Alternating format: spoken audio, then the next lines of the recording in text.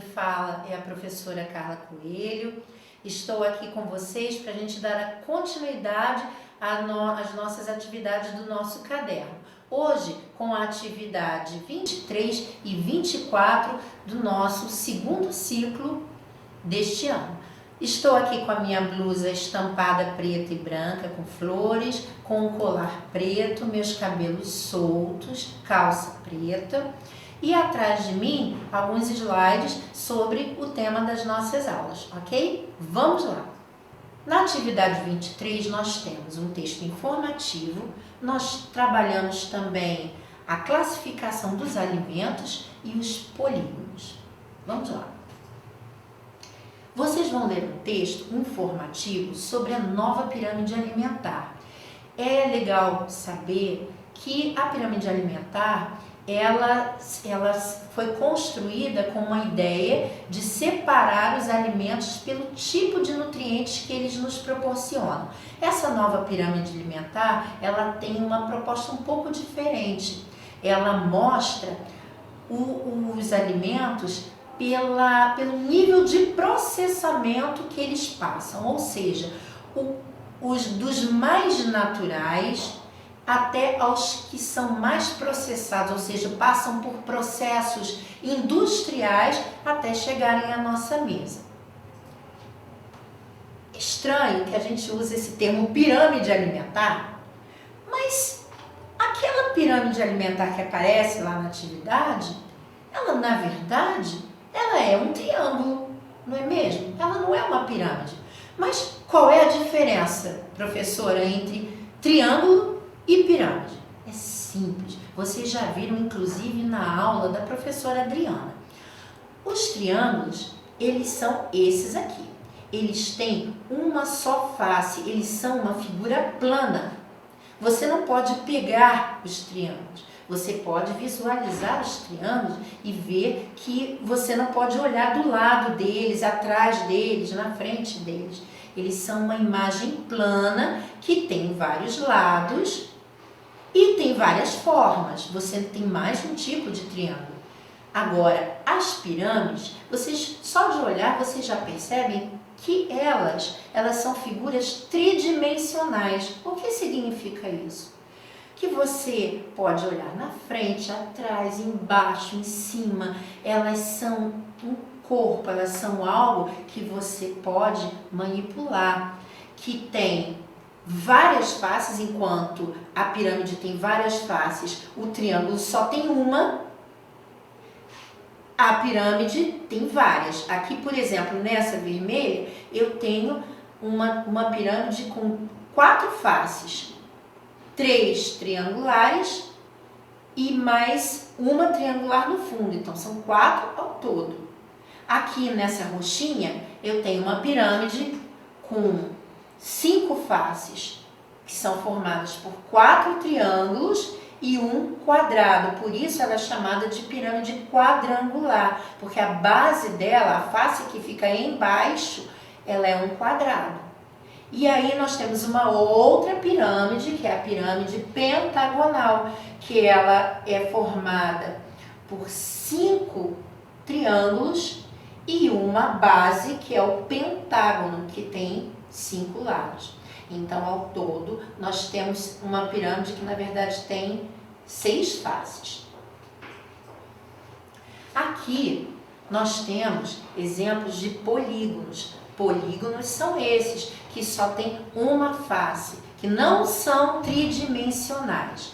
Então, nós temos aqui eles separados pela quantidade de lados que ele tem, tá?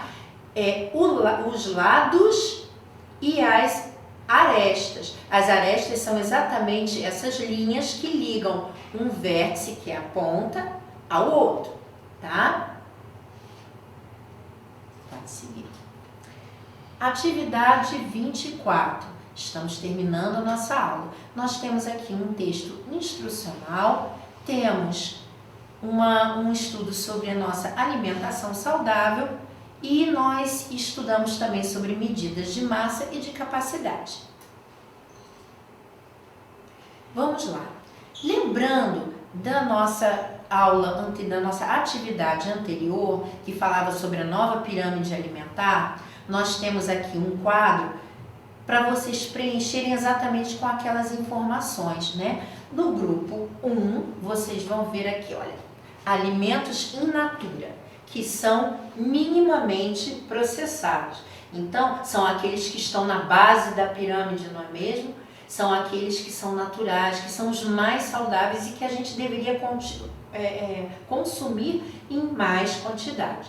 Depois nós temos o grupo 2 e aí então o grupo 3 e o grupo 4, que são os alimentos menos saudáveis. Você vai procurar no texto dessa atividade de agora os alimentos que se enquadram em cada um desses grupos e vai preencher aí o seu quadro, ok? Depois na atividade, na questão 4, nós vemos aqui uma questão que envolve medidas. Toda vez que nós nos deparamos com uma receita, nós vemos várias grandezas dentro dessa receita. Grandezas são os instrumentos de medir elementos diferentes. No caso, as grandezas que nós utilizamos nas receitas são as medidas de massa e as medidas de capacidade.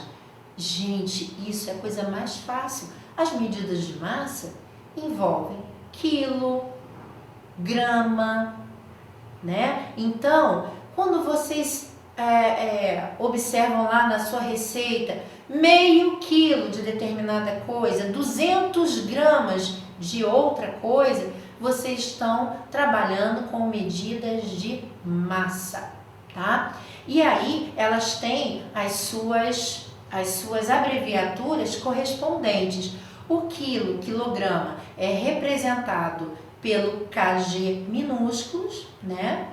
E o grama, o G minúsculo sozinho.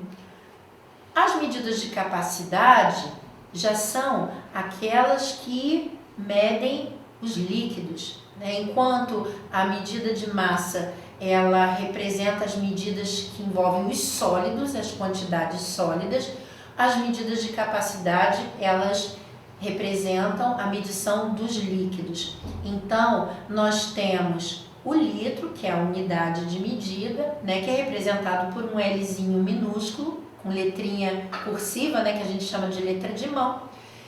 E a gente tem o mililitro aqui, né, que está representado aqui na nossa atividade, que é quando você tem apenas um milésimo dessa quantidade maior que é o litro, né?